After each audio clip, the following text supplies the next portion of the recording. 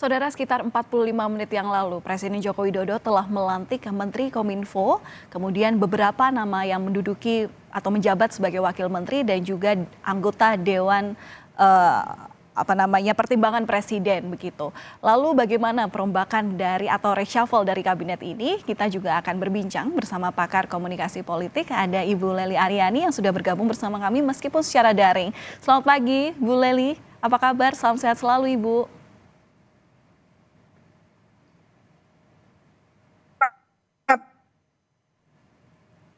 Selamat pagi, Bu Lely. Tadi suaranya sempat terputus. Apakah suara saya terdengar dengan jelas, Bu?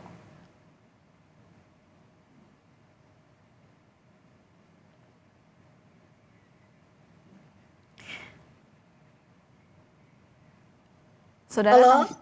iya, baik. Ya, Ini sudah jelas, Ibu. Jadi langsung saja, Bu. Jadi tadi 45 menit yang lalu kita sama-sama mengikuti prosesi pelantikan sejumlah nama pembantu presiden dalam Kabinet Indonesia Maju. Seperti apa Ibu melihatnya? Ada 8 nama, baik itu 1 menjadi menteri, 5 diantaranya kemudian menjadi wakil menteri, dan 2 lainnya adalah sebagai anggota Dewan Pertimbangan Presiden. Bagaimana Bu Lely ya, melihat hal ini? ya. Sosok-sosoknya utamanya. Pertama, pertama memang kita lihat dulu dari sisi kenapa harus dilantik gitu ya. Ya, Karena mengisi kekosongan menteri yang sudah anggap saja selesai masa tugasnya, ada yang meninggal. Ya, lalu kemudian pelantikan menteri itu sendiri karena dia one team press harus digantikan oleh orang lainnya. Pertama ini untuk mengisi kekosongan jabatan kekuasaan yang sudah tersedia. Itu yang pertama. Lalu yang kedua soal figur-figurnya.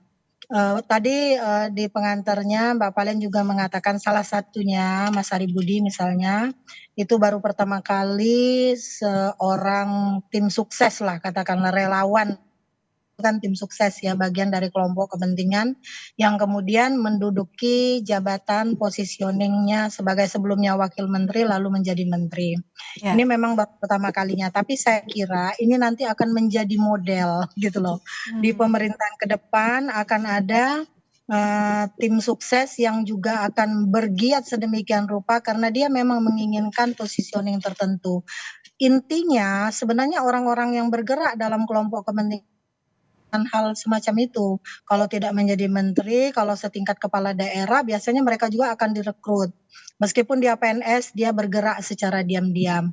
Jadi artinya, apakah itu sudah tepat? Saya pikir karena dia selalu bersama-sama Pak Jokowi dan mengerti suasana kebatinannya Pak Jokowi juga nyambung misalnya berbicara dari ke hati dengan dia sebagai seorang relawan yang selama hampir 10 tahun komitmennya, menurut saya ini sesuatu yang wajar untuk dilakukan oleh Pak Jokowi. Anggap saja itu hadiah dari gerak politik yang sudah dilakukannya sebagai relawan. Yang intinya tidak ada makan siang yang gratis, lalu kemudian tentu saja positioning relawan yang notabene membantu gerak politik Pak Jokowi selama hampir 10 tahun ini sudah mendapat imbalan yang pantas gitu loh Mbak Palen. Ya, Bu Lely Yaitu berarti jabatan politik. ya berarti dalam artian dalam hal ini Presiden juga melakukan politik balas jasa begitu? Bisa di-highlight Iya, seperti itu? Kakak saya bilang dalam komunikasi politik itu kan saya tidak menemukan model komunikasi politik yang benar-benar merupakan model. Satu-satunya model kan tidak ada model. Modelnya pertama tidak ada model. Jadi model komunikasi politik yang dibangun oleh para elit kita di Indonesia itu tergantung pada langgam dan gaya politik masing-masing.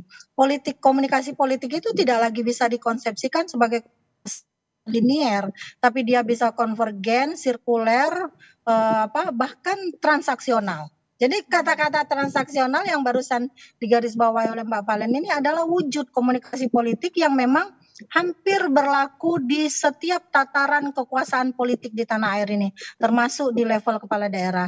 Kita juga melihat dulu bagaimana di Pilkada DKI ada 87 misalnya tim percepatan pembangunan yang direkrut Pak Anies, mereka semua adalah rekrut lawan yang notabene mendukung Pak Anies.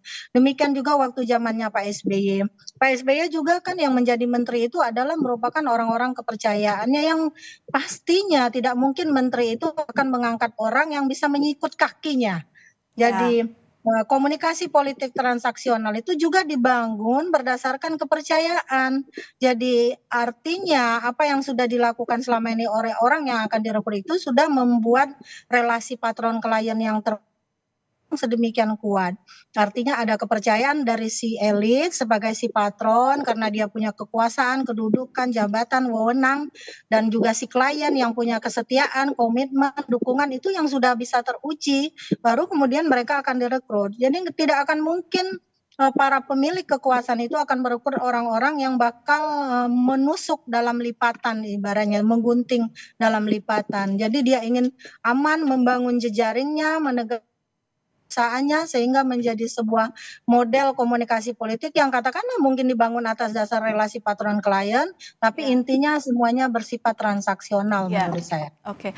Bu Lely, ini juga yang menjadi kemenarikan tersendiri ya, bahwa pengangkatan sukarelawan untuk menjadi menteri, pembantu presiden di sisa masa jabatannya ini bisa dibilang pertama kali dalam sejarah begitu.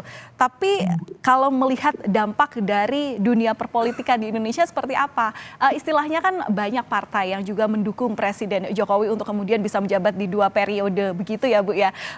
Adakah ini berdampak pada kecemburuan anggota partai koalisi yang lainnya? Ya, yang pertama kan kita harus sadari bahwa pengangkatan menteri itu adalah hak prerogatif presiden.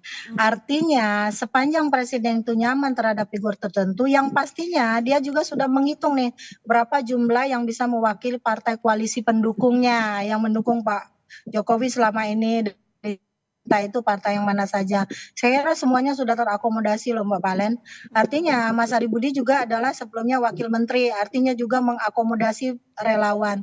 Malah untungnya tadi dia nggak mengangkat relawan baru menjadi menteri, Mas Ari Budi tetap wamen misalnya gitu kan. Artinya ada tambahan menteri yang berasal dari relawan, sementara sisa masa jabatan cuma di ujung, di penghujung. Jadi giat politik, kerja politik seperti apa yang akan dia lakukan mungkin bisa membayangkan kalau dia baru memulai.